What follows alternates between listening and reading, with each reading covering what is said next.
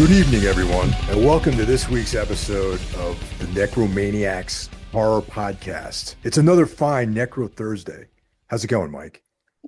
It is going well. And as Mr. Hill just said, it is Necromaniacs podcast time. Um, yeah, another week in beautiful Brooklyn, New York. This past weekend, as I mentioned last week, Stella and I went to that Long Island convention of horror, Mr. Hill. That's right. And it was pretty cool. It was 3 days, a Friday, Saturday, and Sunday, but it was like a first time convention, and I think perhaps they might have overreached a bit making it 3 days, Yeah, I because it can see was on that. the small side. Um, and it wasn't really very guest heavy. It was more kind of vendor heavy, which is fine. Um, but yeah, Stella did good selling her clothing and stuff. It was in beautiful Suffolk County, Long Island, and Hauppauge, and it was fun. I mean, I just think if they would do it again, if they would maybe put an emphasis more on celebrities or Yeah. more horror celebrities at the very least. You know what I'm saying? Um, Yeah, otherwise it becomes more just like a flea market, you know what I mean? yeah, one of literally the only horror guests there was Terry Alexander from the 1985 banger Day of the Dead. He was there. Yeah. Um, but other than that, it was weird. They had this one dude who was in the first uh, Terrifier as a victim or whatever, and he was there Friday, and he ended up like leaving early, and then he was gone, like he wasn't even there the rest of the weekend. That was kind of weird. He But yeah, probably it was lives more in the kind of vendor town. heavy. Yeah, maybe, right? And he's just like, oh, fuck it, I'm out of here. But um, yeah, it was just I don't know. I think if you're gonna do something like this, and even if it's your first attempt, you may want to make it a point to have people that are going to want to come in the door for. Yeah, yeah, totally. You need those draws, you know. Yeah, no, absolutely. I mean, but again, it was cool and fun. My purchases of the weekend were this guy who was selling all these kind of old books for $5 a piece, and I got three Conan books. Yeah, I saw that, man. You posted that. Yeah, I got one from like 1967, which is actually, it says written by Robert E. Howard, L. Sprague de Camp, and Lynn Carter. Now, Mike Hill, correct me if I'm wrong, that is all the same person. Uh, aren't those his aliases, or am I wrong there? Oh, come back. What was that, Mike? I didn't quite catch that. Okay, it says by Robert E. Howard, Yep. Lynn Carter, and Yeah. L. Sprague de Camp. Aren't they all the same person? No, no, no, Oh, no. they're not. Yeah, no, that's the thing because Conan books. Uh, Hmm. I have that one, the white one that you have, and so Lynn Carter is another author, and L. Sprague de Camp is like an editor. So what Ah, in some cases those are not the original. Like they take the original Howard, they edit it. So those are great stories, but they're hmm. not the ones that appeared in Weird Tales. You know what I mean? I see. Yeah, and Okay. there's a 2 volume set that came out a number of years ago that Del Rey put out that has Mhm. like illustrations and all that stuff, and that's the original Robert E. Howard versions of Weird Tales. Those are pretty awesome. Okay, yeah. And then I got two other ones, Conan the Magnificent by Robert Jordan and Conan the Valorious by John Maddox Roberts. Those are like uh mid 80s jams. They look really cool though. I think Carl read those. I haven't read a lot of the pastiche like Mhm. other authors. The only non Howard stuff I read was the Carl Edward Wagner Conan novel. That's it. I haven't read any of these other ones. Right. And it's funny that you speak of Carl Edward Wagner pretty much every week on the show. Yeah. Listeners may remember back in like November, I talked about my post office here in Brooklyn that I go to all the time because I sell stuff on Discogs, and someone just manages to leave lots of cool books there all the time for free. Last time was a whole bunch of horror books, but this time I got Carl Edward Wagner's Kane in Night Wind for Dude. free, and People of the Dark, the Weird Works of Robert E. Howard, Volume 2 for free. So That's a score, man. That is good material right there. yeah, I'm Hell yeah. excited to read all these. I'm But happy for you. yeah, thank you to the who I call the book god of Diker Heights, who bestows these books upon the public. Today I picked up another one called Threshold by Janet and Chris Morris. It's a little more on the sci-fi tip, but one of the reasons I grabbed the cover is because it kind of reminded me of a Nocturnus album cover, and the book is called Threshold. So I was like, like maybe you know, Browning checked out this book back in the day. This one is also from sometime in the 80s, I believe. So you never know, but yeah, it's called Threshold. It looks really cool. You hold 1 second, Mike. I'm gonna pause this. Just give me 1 sec. Sure. Yeah, that's pretty cool, man. Like all these these books that you're finding, that's pretty killer. Yeah, I mean, every couple of days I'm in there, I never know what's going to be there. I mean, sometimes it's romance novels, sometimes it's self-help books. Uh, yeah, I mean, I guess, one day I'll get maybe the lion's share of rare Conan and Kane books, and then I'll immediately hit up you and Carl. Yeah, totally, dude. That's my jam, man. Mhm. Yeah. So before we get going on this, man, let's remind everyone of our new format on this show. So, Mhm. you know, you know, we get it. Sometimes you guys don't want to have the plot spoiled, when you listen to a podcast of a movie maybe that you haven't seen. So Mhm. so we have a new system now. So we're gonna talk about the film, and then we're gonna give our rating of the film. So then you have the opportunity to opt out for the spoiler part of the podcast. Yeah, I mean, tonight's particular film though is, I don't know, it's a bit. It doesn't really hang so much on it being spoiled, though, um, as it's kind of like a fantasy horror film. But I get it nonetheless. Mike. I get the new idea. This one's probably not the best example, but like maybe like if we're doing like a new film or something like that. Right, or a thriller, mystery, giallo, Yeah. etc. There's a A twist. shocking ending. Yeah, like a shock ending movie, that kind of thing. But yeah, tonight's a little more on the fun tip, and we're gonna get into that, of course. Right on. So before we do that, let's shout out the Horsemen. So kicking things off every other Monday, we've got Horror Wolf 666 brought to you by my bandmate, Brandon Legion, because Brandon and Hmm. I are in Abraxas Horn together along with Matt That's Prison. right. Yeah.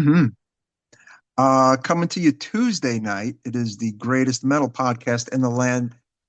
Into the Necrosphere, kids. Make sure you're subscribing. Jackie Smith brings you the very best in extreme metal each and every week. I did not listen to uh, today's episode just yet, but I know I will get to it probably later this evening. Um, Yeah, that's a good one. Particularly enjoy when he has Nas on from Eclipse. oh yeah, Yeah, he's a good interview. awesome. And So yeah, there's your Tuesday and yeah, Wednesday. Why it's Mike Hill's own Everything Went Black podcast, which is a cornucopia, I guess, if you will, of different ideas and guests and topics, right, Mike?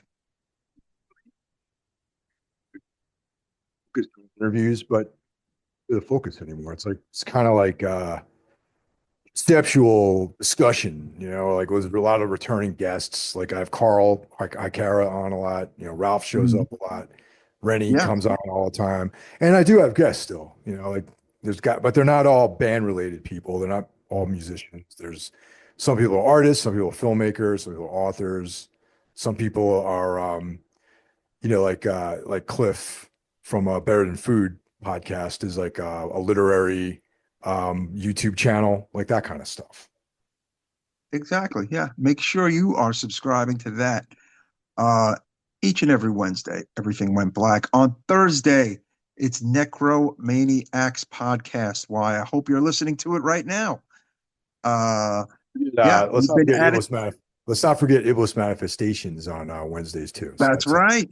that's We're gonna double do a bit of shots a. there. We can't forget it was manifestations. I stand corrected, Yeah, and of course, Necromaniacs on Thursday, giving you the best in horror since 2014. Kids, long time.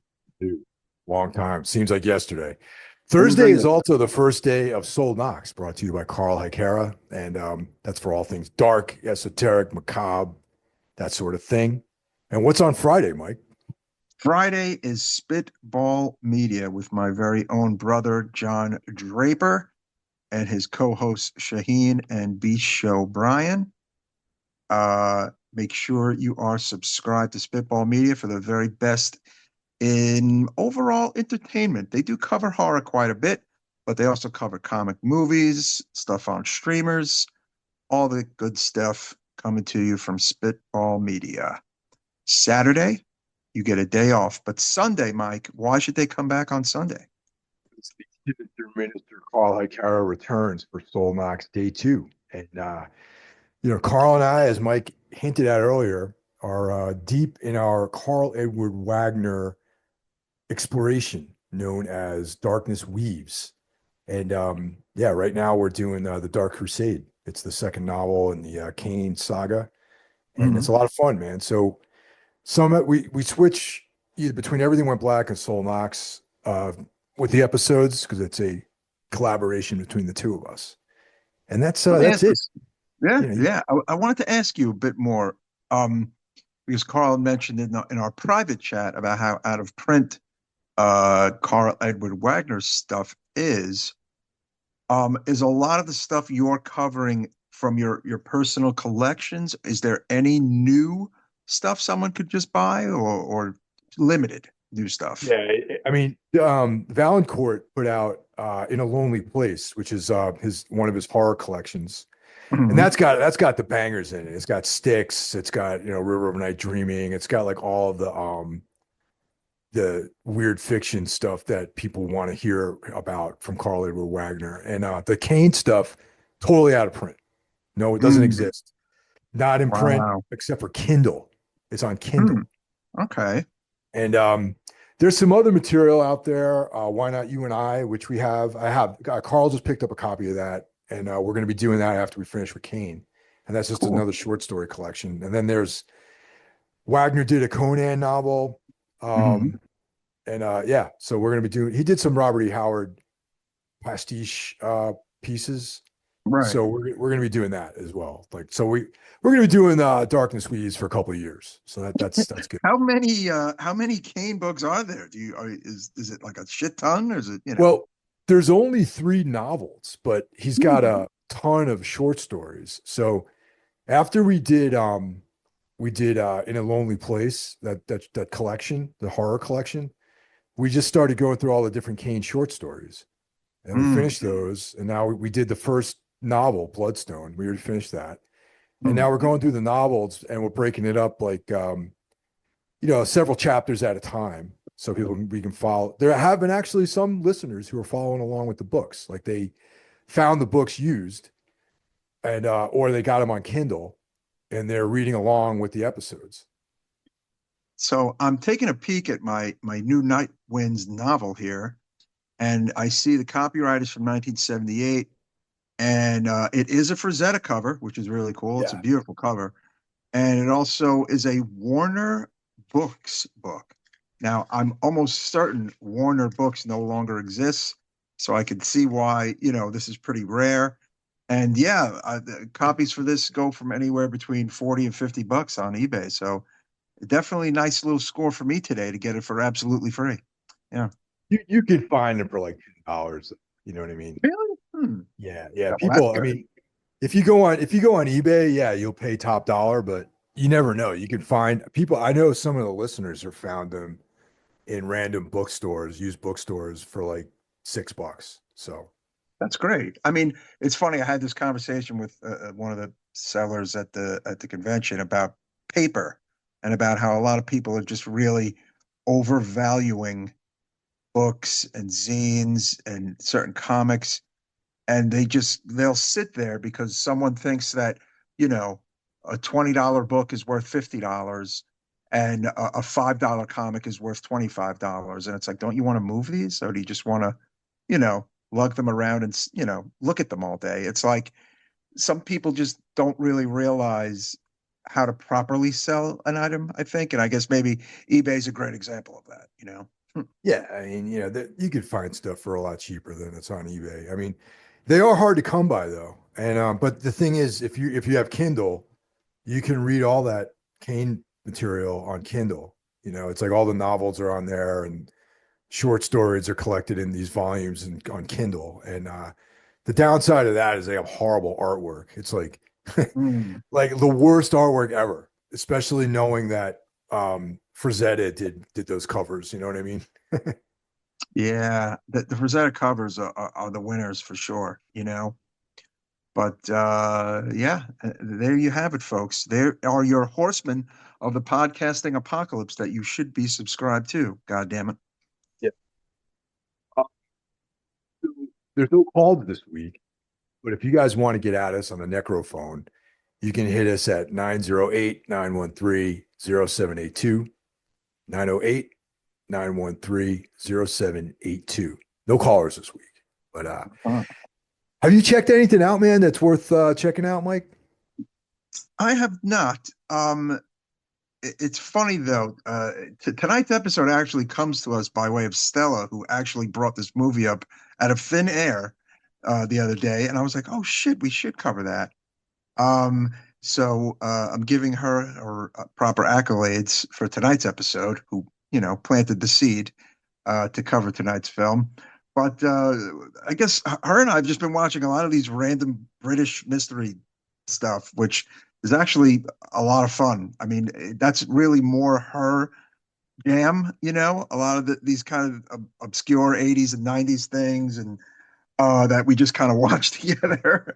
Um, but aside from that, no, I just kind of been doing a lot of reading of like Conan stuff and comic book stuff. I just ordered issue 7 of Savage Sword of Conan, which I believe Nice. came out this week from Yeah. Titan. Yeah, yeah. So what sucks is that I never jumped on the new relaunch of the individual comics, and now they're up to like, I don't know, 17, 18, 19, and Yeah. like they're really hard to find those first bunch of issues. So I may just do trades in the Conan the Barbarians from Titan. Do you have like the comics, or how are you I reading those? have the trades. Okay. I have the individual Savage swords. Those Oh, I okay. wanted to Yeah. get. I wanted, Mm. because like you don't know when those will be collected. So and you get a lot for your money with those magazines. You get like 2 stories. There's like features in there. There's like it's just like the old Savage Sword, man. Like the old ones from the '70s. You got like two. You got a Conan story.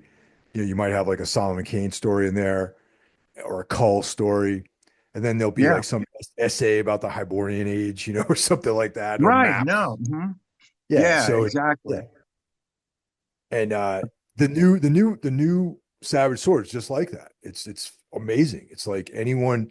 It's like not just a nostalgia trip. It's like quality writing, quality artwork, but it has that same the attention to detail that the Roy Thomas era had with Marvel Comics. Hmm. And I definitely missed out on the single Conan the Barbarians, but I got them all. I got the trade paperbacks. So yeah, that's cool. Okay, cool. Yeah, I'm probably just gonna pull the trigger and get those because yeah, I think I guess Titan was smart. They didn't they didn't overpress them. If anything, maybe they underpressed them because they're all a little hard to find. Well, Yeah. number 1 and 2 are kind of really hard to find, like the first printing with the, you know, first cover and whatnot. But I'm like a stickler where I need to have like the I need to Oh, have the first printing. So yeah. I used to be more like that, for yeah, sure. yeah, yeah. So yeah, I that's would- kind of what's been going on, and hard at my job search. Um and yeah, man, it's funny that the weeks are kind of flying by. We're just about almost near spring, and it's I can't believe we're already in March, you know? Dude, I hear you, man. Yeah.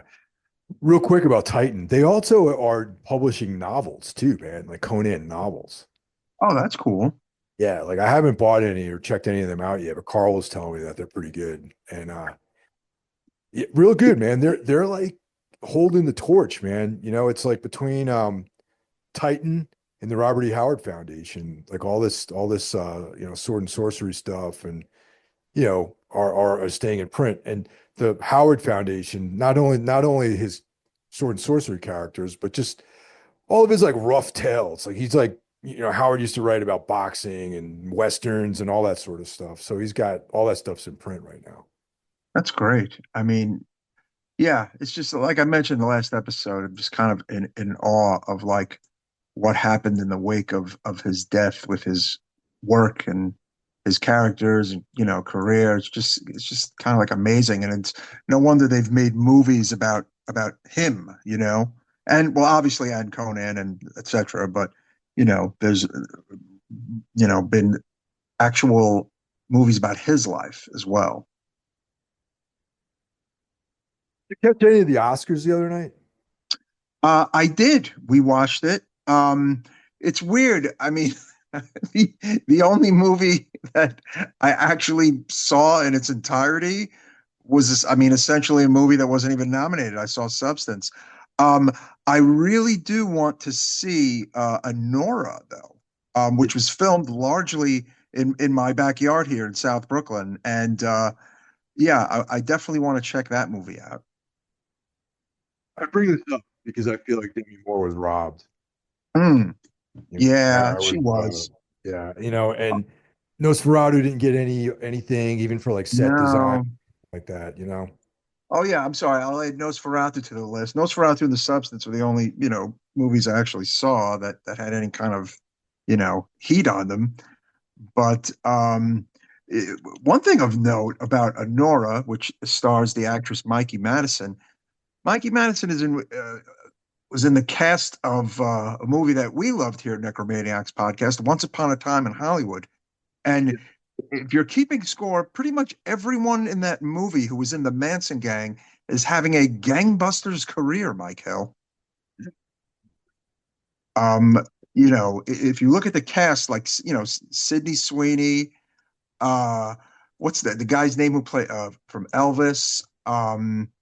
It seems like Quentin Tarantino picked a very interesting cast who have all gone on to, you know, great success. Or Margaret Qualley, I'm sorry, Alston Butler, everyone, and of course now Mikey Madison. They're all doing quite well. These people.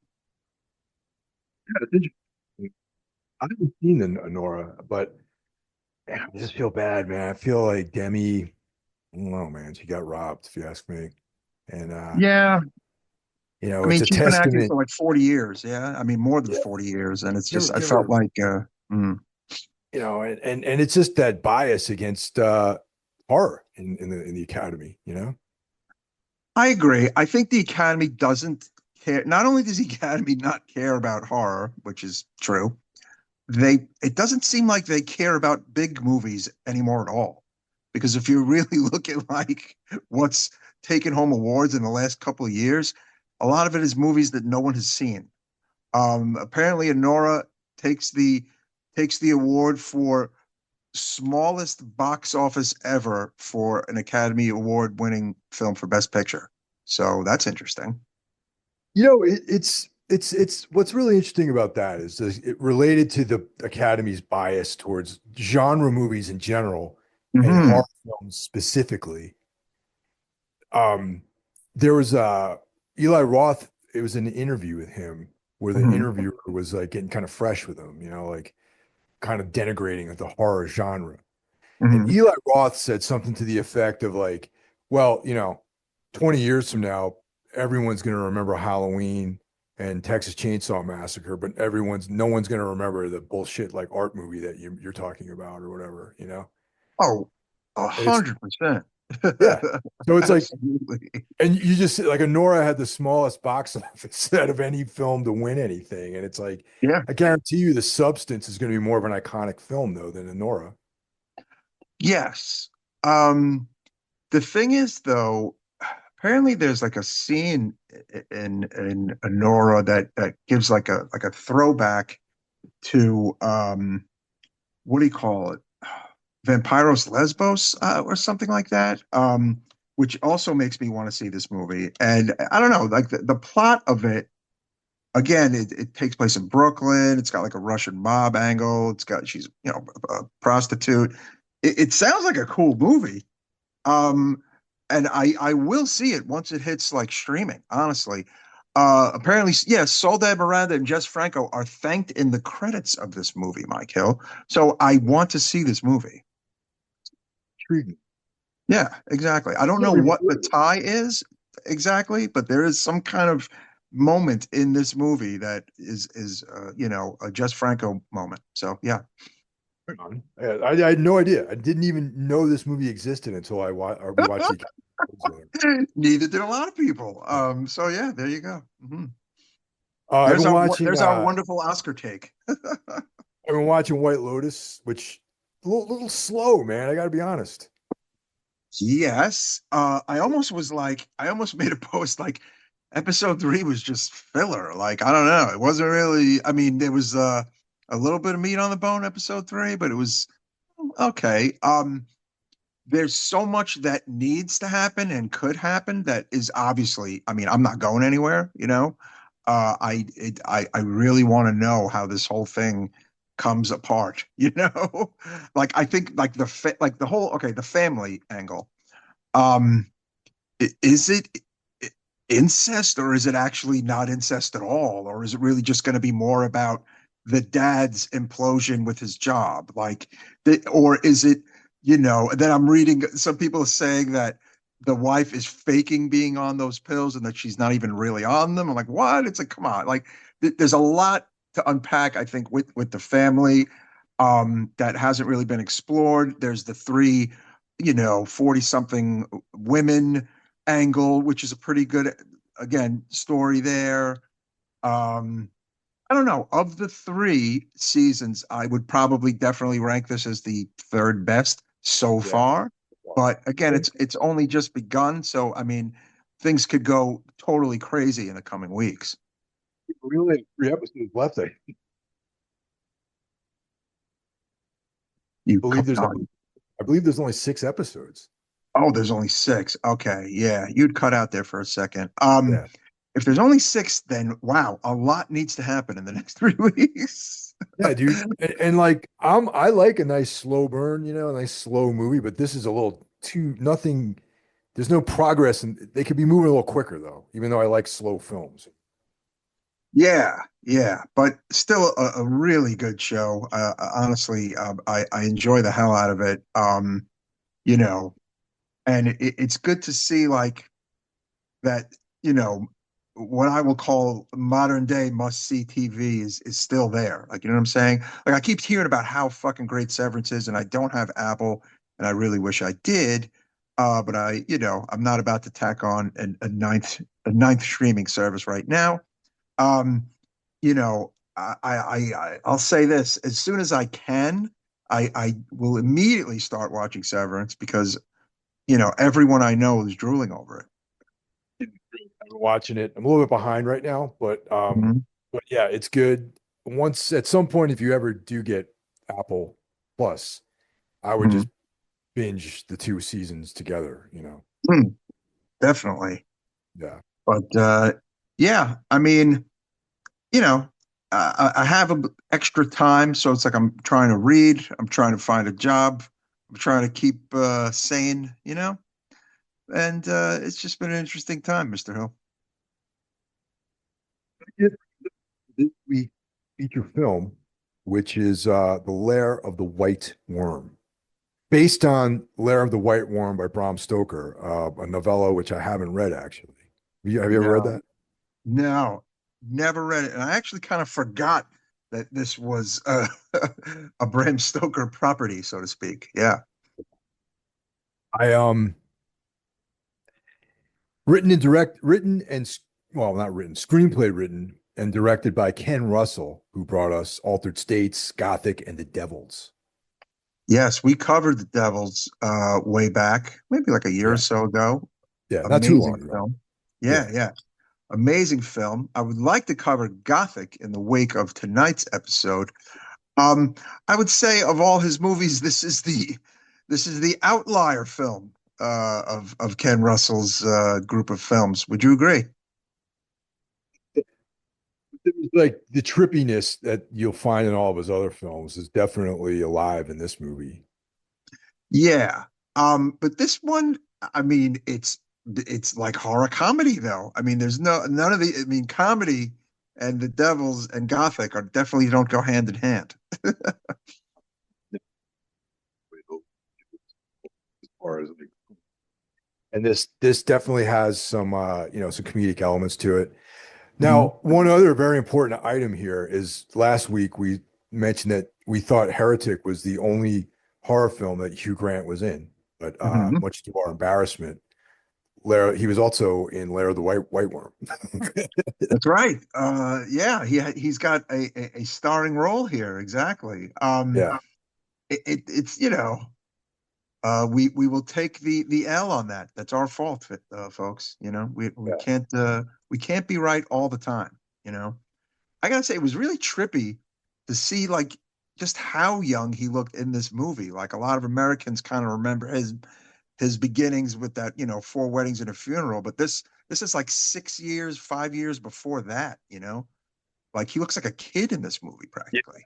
I think that's why he doesn't register with me as being in this movie because he was so young. Mm, yeah, So this movie came out, it was released to the Montreal Film Festival on August 29th, 1988, and then full proper release October 21st, 1988, and it's 93 minutes long.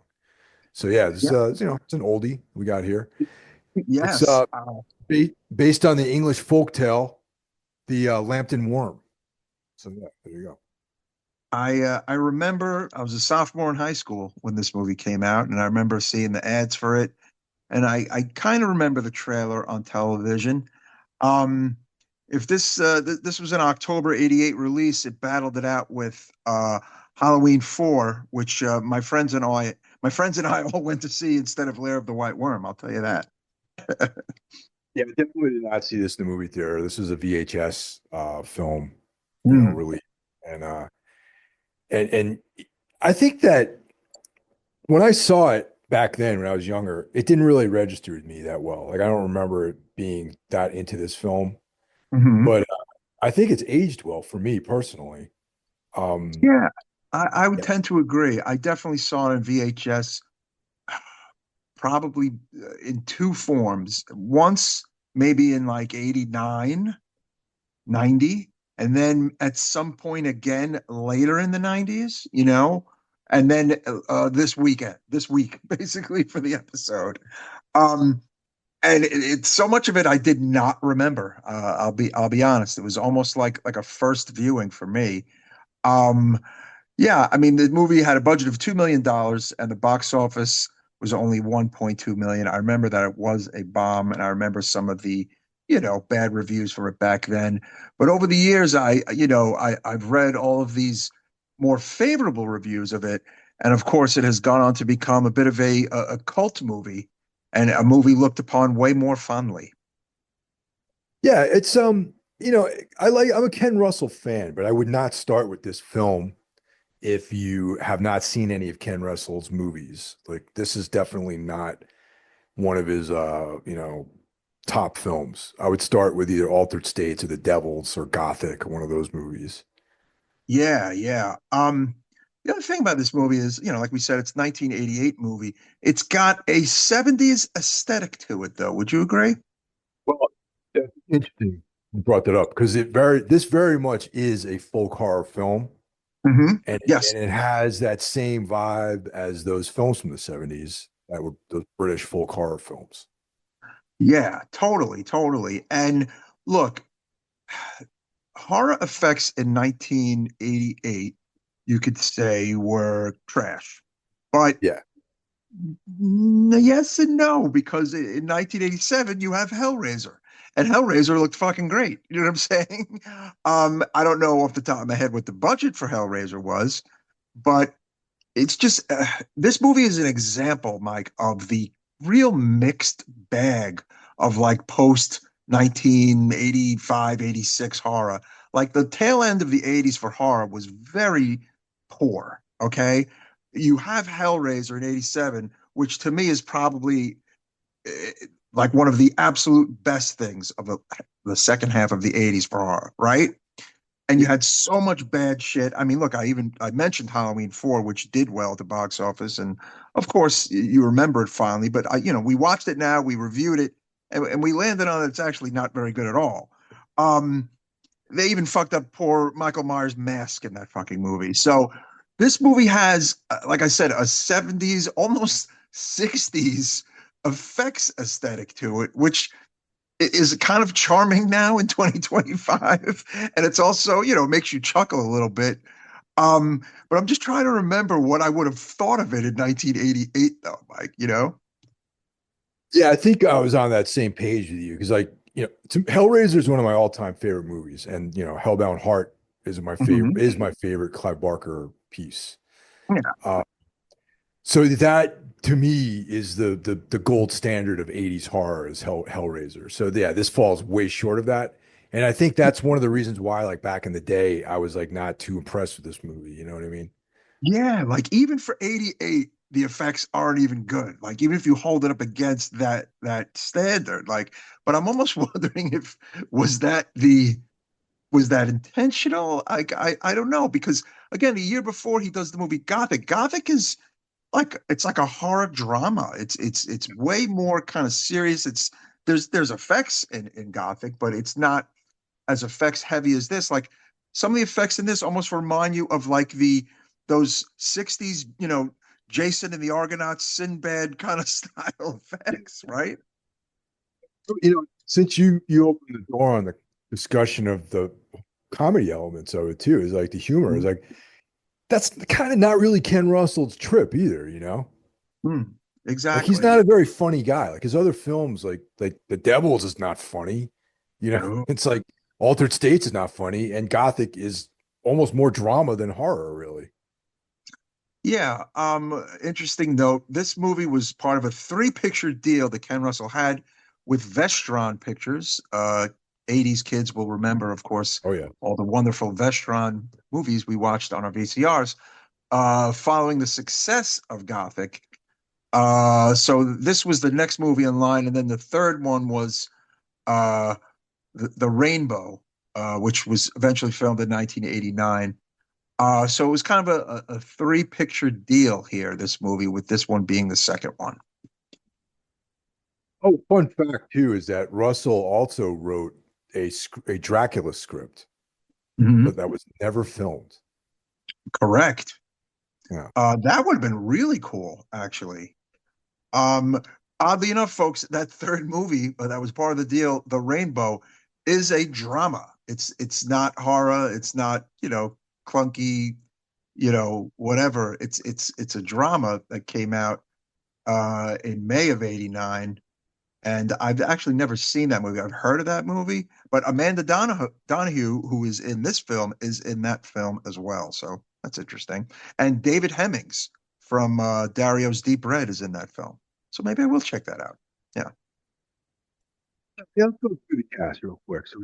You mentioned Amanda Donahue as Lady Sylvia Marsh. We've got Mhm. a young Hugh Grant as Lord James Danton, Catherine Oxenberg as Eve Trent, Peter Capaldi as Angus Flint, Sammy Davis as Mary Trent, Stafford Johns as Peters, Paul Brooks as PC Ernie, and Imogen Clare as Dorothy Trent. Did I leave Yeah, anyone else cool out? cast. Yeah. Um, Catherine Oxenberg was an '80s cutie. She was on Dynasty back in the day. She was a very attractive woman back in the '80s. Still attractive now at age 63. And I always thought Amanda Donahue in this was quite the siren as well, Mr. Hill. So the movie opens with Angus Flint is he's at an archaeological dig, and Hmm. they're at this convent at Mercy Farm, and they find what looks like a skull of a large snake. Yeah, yeah, almost dinosaurish, like prehistoricish almost. Yeah. So right away, the setting is very much along the lines of like some of our, those like blood on Satan's claw or something like that. There's like an uncovering of a skull and some artifact. There's I like this angle of the movie because it's like almost like a classic like Arthur Machen sort of thing. Where there's the Roman Empire is involved. There's like ancient things, ancient gods and Britain and the Christianity, like all these, that's all that's got my name all over it. I love all that shit, you know. Yeah, and of course the threat of a monster, a monster movie. Yeah. Yeah, yeah, definitely. And I like when the god that they're worshiping is actually just a monster, you know. Mm, yeah. It's again, it's a little hokey, but you gotta keep in mind that it's 1988, and I think horror today, I think is way more serious, unless of course going in that it's a comedy. But yeah, I think as the movie kind of starts, there are some humorous moments and scenes. Well, Angus Flint, that character, Angus, is a little bit of a cut up. You know what I mean? He's like kind Yeah. of comic relief in some ways. Like his character and the way his interaction with the other characters is a little funny. Mhm.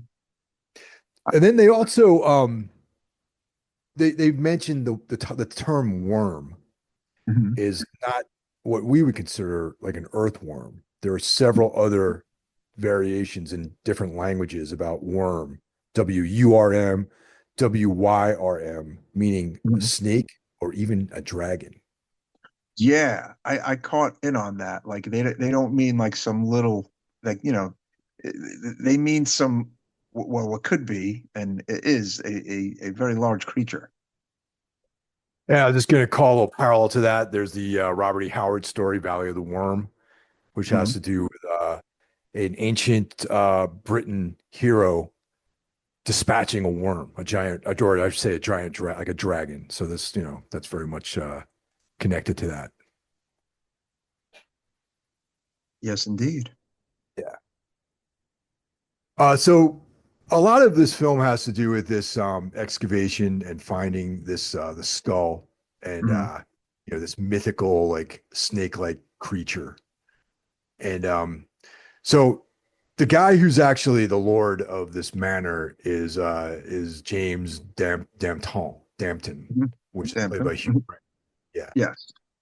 And so he plays a big part in this thing too, because there's like a sense that his ancestors were the ones who actually sort of like exiled this creature into the bottom of this like well somewhere. Mhm. Yeah. Yeah, exactly. And they find this pocket watch, and that's when James Hugh Grant, you know, says that this whole worm thing might be more than a legend. Um, which is when our lovely lady Sylvia Marsh comes into the picture, played by Amanda Donoghue. You know what? Uh, I kind of got like Claire from Faust, the Yeah. comic book. Yeah. Yeah. I got Claire vibes from Lady Sylvia Marsh, Michael. I was thinking the same thing because like Faust was like around like that was like the late 80s. Yeah, 87. This is 88. I Yeah. mean, who knows? But I mean, I'm sure it's just a coincidence or whatever. But like her whole kind of like, femme fatale kind of vibe. And I don't know, just like kind of some of the clothing that she wore and some of the scenes just definitely gave me Faust vibes, which is pretty cool. See now, all right, so she's an interesting character because the idea of like English royalty, you know, there's the sense of you know, royal sort of families, but a Mhm. lot of times those families aren't necessarily wealthy. They just kind of inhabit these like old manors. I mean, Yes. I'm not saying she's not wealthy, but she's not like you get the sense there's like the past was is more of significant. Like there was like a past glory that was going on with Lady Sylvia, you know. Right, right. And the watch that they found belonged to the Trent sisters' father, Joe, who had disappeared near the Temple House, which is the house, this, manor that Sylvie Marshall lives in. The Trent sisters, by the way, to just rewind a little bit, own the like the what do you call it? I don't know. Is it like a bed and breakfast? Not a bed and breakfast, but they own like what is Like it? an inn. Like An inn. I would say an inn. an inn. Yes. So I couldn't think of the word there. That is right near Lady Sylvia Marsh's home. We see them at the very beginning of the movie, the Trent sisters. Yes. So this skull is stolen by Lady Sylvia, and we're like, okay, the skull. She takes the skull, um, and that's significant because that's connects to what ends up being her connection to this dragon demon that lives in the bottom of this well. Yeah, there's a great scene when she takes the skull and she hisses at a crucifix and like spits venom on it, which it kind of came out of nowhere, that scene. I thought that was like really fucking cool. I was like, oh shit, you know. It's like some Because there's anti-Christian no black metal stuff. yes, it was definitely like 10 points black metal scene in the movie. There's a few in this movie. Uh that's like the first of it. One of the Tread sisters, Eve, later touches that crucifix, absorbing this venom, and has this crazy ass vision of Jesus, on the cross, and a big serpent comes upon Jesus, and there's a bunch of nuns being raped by Roman soldiers. One of these several trippy, bizarre moments in this movie. And again, you know, with different special effects, this scene, although the way I made it sound like, I mean, that's pretty fucked up visual, right? Nuns getting raped by Roman soldiers and a giant serpent on Jesus. Since the effects are rather clunky, it comes off funny almost more than anything else, Mike.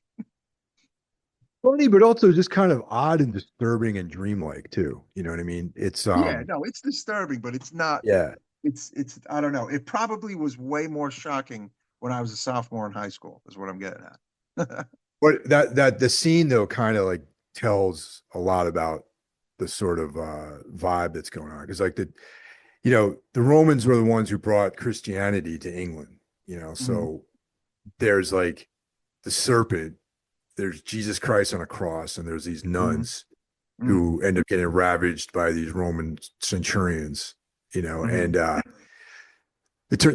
so there's like the pre-Christian pagan god, Right. and then Christianity laid over the top of it, brought by the Mhm, Romans, right?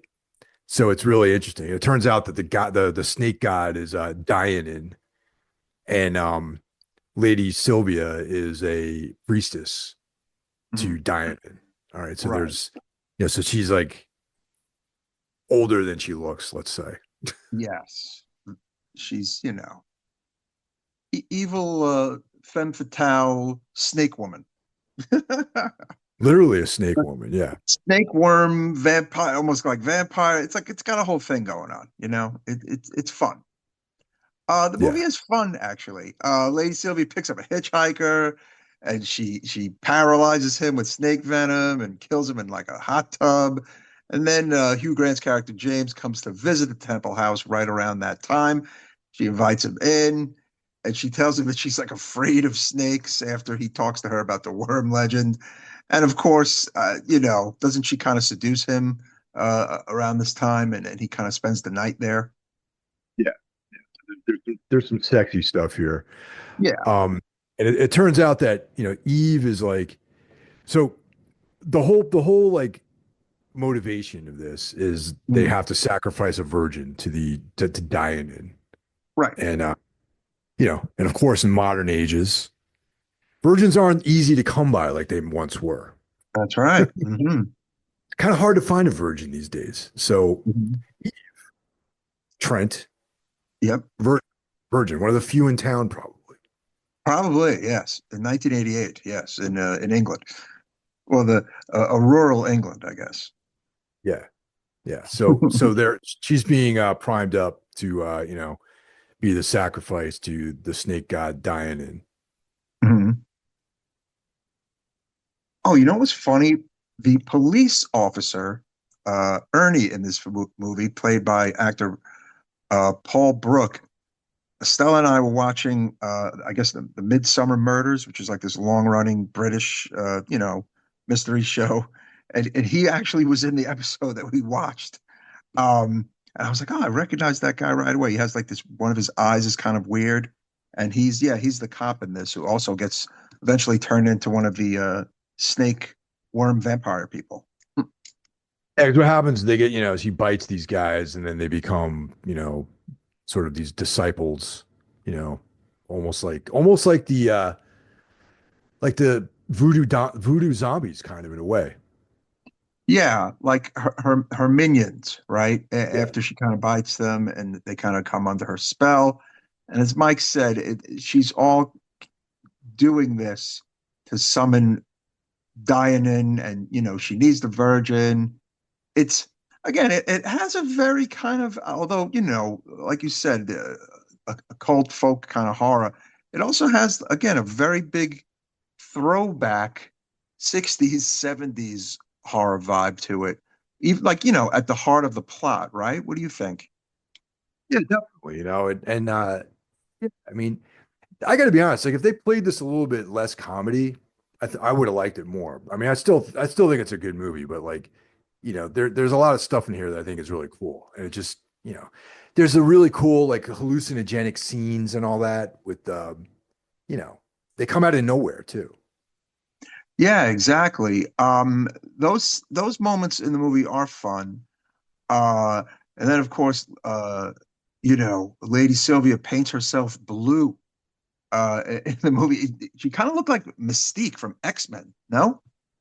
Yeah, I was thinking the same thing actually. Oh, you cut out there. What was that?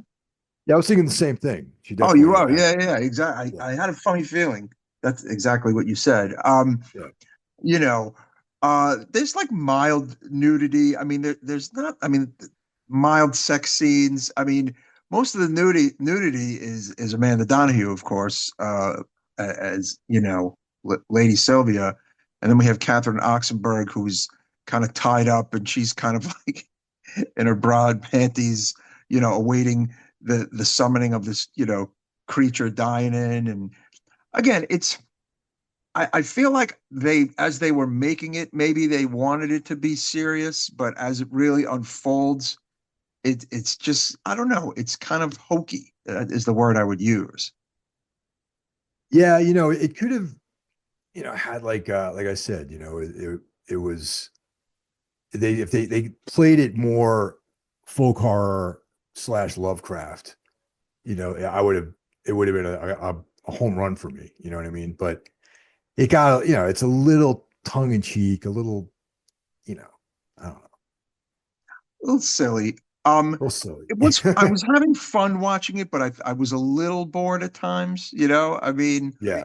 like I said, it's just a stark contrast to the director's other films. Um, and I feel like a lot of people are just very intrigued by it because of who's in the cast.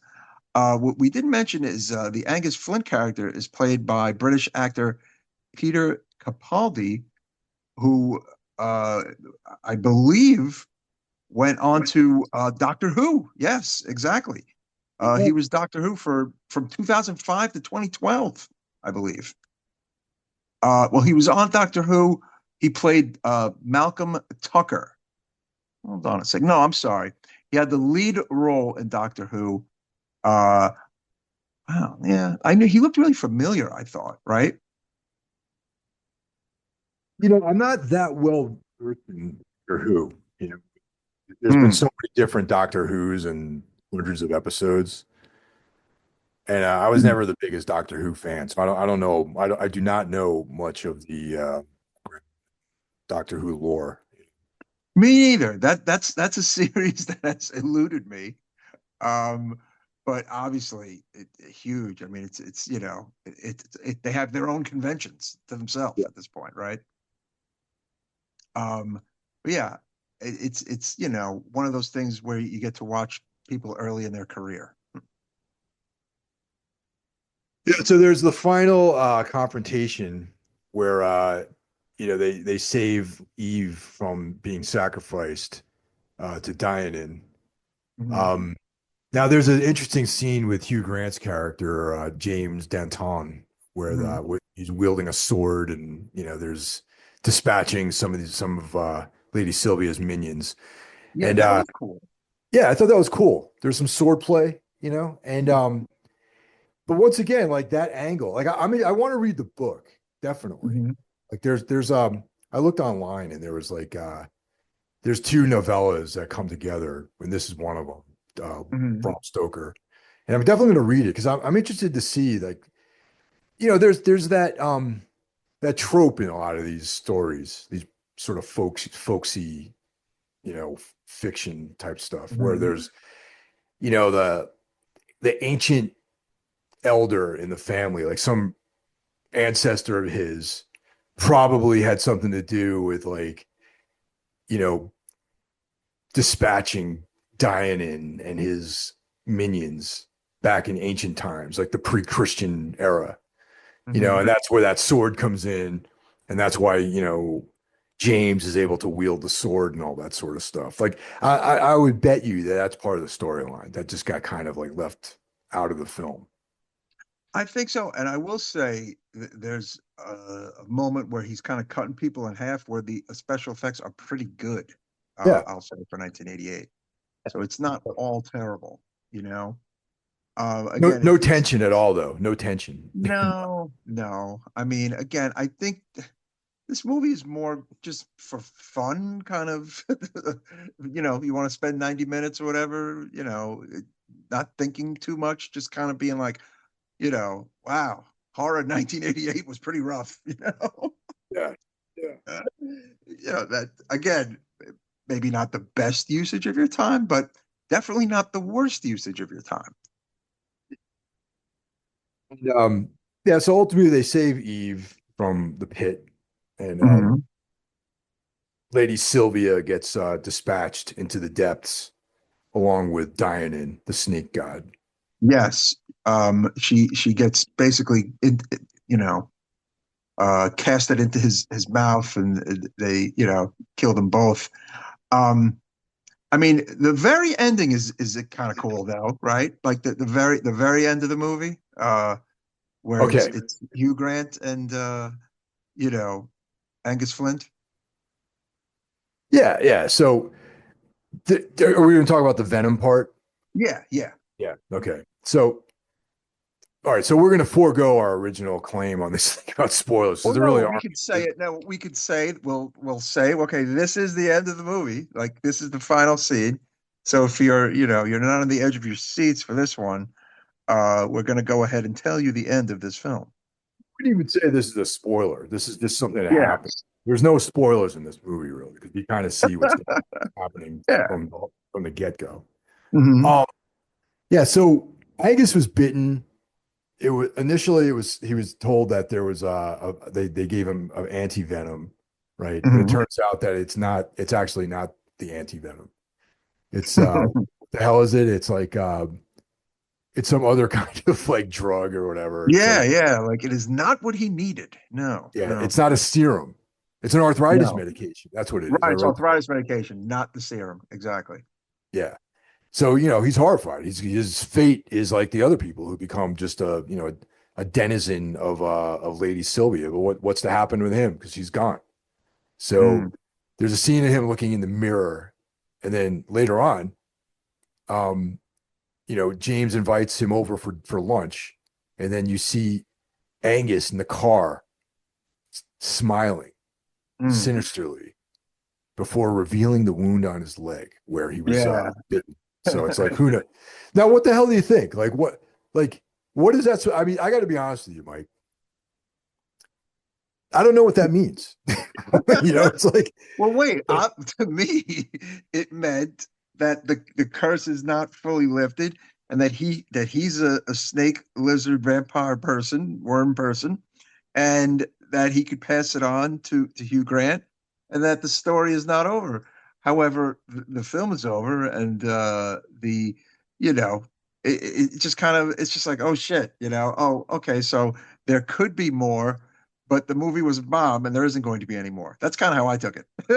Yeah, part of me too was like, that's not even that big of a, I don't know, like a scene because like the snake god is dead, the snake god's finished. Well, no, right. The snake god is dead, but perhaps, yeah, that's a good point. With the snake god dead, maybe there is no chance of it, being passed on to another person and, you know, damning society and the world at large. But I don't know. I think it was just kind of like one of those endings to just make you go, "Oh shit," look at that. Yeah, like once again, I'm interested in, I want to read the novella. I want to see Mhm. how this lines up with it. And I feel like there's a lot of plot that might have not made it into the film that would have made this story way more interesting than it was. And the story itself is actually kind of interesting. Maybe the treatment of it wasn't up to my standards, shall we say. Yeah. Interesting side note is that Ken Russell originally offered the role of Lady Sylvia Marsh to Tilda Swinton back in the late 80s, but she read the script and passed. She wasn't into it, Mike. Um, and apparently Hugh Grant was embarrassed by this movie for a long time, and he wasn't sure if it was meant to be horrific or funny. But as years passed, he kind of softened up about it, and looks upon it a little more fondly now. But he was, this was like his. I don't want to talk about this movie for a long time. I agree with him though on that. I mean, it's like for me, it's like I kind of wish they'd picked the lane on this movie and Mm. went with one or the other. And I would have preferred it to be a little bit less humorous and got maybe more into like some of the backstory, what's going on. Because if you think about it, it's pretty like it feels like there's a lot more going on than they actually show. You know what I mean? Mm. Well, apparently Russell insists a quote from Russell on about the movie that audiences don't realize that my films are comedies until the last line has been delivered, and even then, most people don't appear to get the joke. I would like to state that I actively encourage the audience to laugh along to Lair of the White Worm. So, okay, so this particular movie, he was going for laughs. How about that? Hmm. But there was an I don't you know what I mean? Like, yes, okay, great. But I don't think it didn't work for me that way. It worked. Right. Okay. And this is just subjective, I guess. This is like not really even a criticism on the film. It's what I like. Right. Exactly. Um, in a way, this is like one of the like the more easier to digest Ken Russell films, though, if you kind of think about it. If you put it up against like Gothic or The Devils, I mean, this movie is just like it's so different that it's like if you look at it from you know uh, I don't know, if you look at it with a different lens, it's his most digestible film in a way, because The Devils is definitely not for everybody, Oh no, and no, Gothic is not for fans of Friday the 13th. Like, you know what I'm saying? yeah, totally. And yeah, there's like a heaviness to the Devils because it's based on a true story too. Yeah, it's a serious movie. I mean, it's bonkers, you know. Yeah. But I don't know. As far as scoring this movie on our Necromaniacs 1 to 5, I am actually giving it a 3 because it is worth checking out. It was, I thought 2.5 was too low. It's a solid 3 because I feel like it's one of those more unseen horror movies that is worth seeing once. That's my best line for this movie. You know, it's if there's those books about unseen horror from the 80s or whatever. This is in that book, but it is worth checking out. Actually, believe it or not, scored it a little bit higher than you. Oh, okay. How much? I gave it a 3.5. And Oh, all right. I'll tell you why. I have rewatched this movie. Like I saw it once back in the 80s, or early 90s or whatever. Hmm. And I've seen it this past weekend, right? Right. But the scenes, it's worth rewatching, maybe not with full interest, like full intention, maybe to have it on while you're doing something else, or like, trying to impress some chick that you met, at like the occult bookstore or something like that, Hmm. And it's like the dream sequence where Jesus Christ on the cross with the snake and the Hmm. Romans raping the nuns is Yeah. like that's worth the whole film right there for me. Yeah. That's heavy. Like any way you verbalize that, that's heavy, right? Yeah, yeah, In the totally. movie, it's not as heavy in the like when you I don't know. That's the best. No. It's not as heavy. There's a great quote from the book Nightmare Movies by film critic Kim Newman. He says, Russell turns his chainsaw at Bram Stoker's worst novel. I mean, I'll be the judge of that novel, man. I don't know. I've heard actually from a couple people the novel's pretty good. So, I mean, okay. I'm gonna go ahead and read it. Yeah, exactly. Maybe it's great. Who knows, you I know? mean, not for nothing, dude. This is gonna sound blasphemous, but I mean, I love the Dracula novel, Mhm. but it really isn't a very well written novel, to be honest. It's also not very digestible, No, honestly. You very got not to very. really strap in to read Yeah, Dracula. You have to really strap in to read Frankenstein. Um, some people cannot, you know. I almost feel like some of these books are read once by certain horror people and never read again. I mean, look, I like Dracula. I've read it, I believe, definitely two, perhaps three times in right. my life. But it's not for everybody. And the same way, in a way that like you can't pick up Lovecraft, I feel like at 15, 16 and fully digest it, you know? I get attest to that because I did try to read Lovecraft when I was like 14, when I was getting into Conan and all that. And Mm. at first it went over my head. I definitely read through all the stuff, but I didn't appreciate it until much later in life. Yeah, no, same here. I tried reading Lovecraft in high school because the covers of the books were so great and you know, they looked very metal and whatnot and heavy and I was really into horror and I was like, yeah, this isn't Stephen King, you know? I was like, I'll put this down. It looks cool though. Yeah, the dream sequences I thought were really cool in that movie. And then the Lady Sylvia is cool, like seeing her like in her little outfits that she has on, that's great. Yes, yes, Amanda Donahue. We went on to LA Law after this big, TV show in the 80s to the younger kids out there. Um, you know, yeah, it's fun. It's a fun movie to watch. You gave it a 3.5. I gave it a 3. Um, I don't know. I don't know what most of our listeners think of this movie. I have a funny feeling some have seen it and like it, and maybe others have seen it and did not. Uh, but it's again, it's a decent snapshot of what the hell was going on with horror, though. I feel like in like '88, you know, I mean, Hellraiser 2 again a highlight in '88, but 87, 88, 89 overall rough years for horror. Yeah, yeah, for sure. But I'd be interested to see what people think about about this film. We'll take a listen to the episode and then, let us know. Hit us up in various channels and let us know what you think of this. Yes, yes. It's funny. Apparently, there was talk of a sequel, but it never came to fruition. I think it's better left as it is. Lair of the White Worm 2. No, I don't once was like the enough. sound of it. Once was enough. Exactly, man. Yeah, totally. All right, folks. Well, there you have it. Another fun-filled episode of the Necromaniacs podcast coming to you each and every Thursday. Right, Mike? Great. And we'll be back at you next week and everyone have a great weekend. Take care. Take care, everybody. Wondering aloud how we feel today.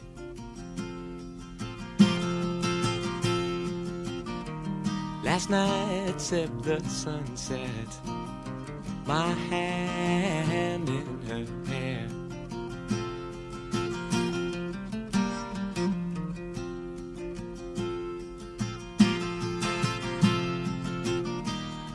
We are our own saviors as we start, both our hearts beating live into each other. Wondering aloud, will the years treat us well? As she floats in the kitchen, I'm tasting the smell. Yeah.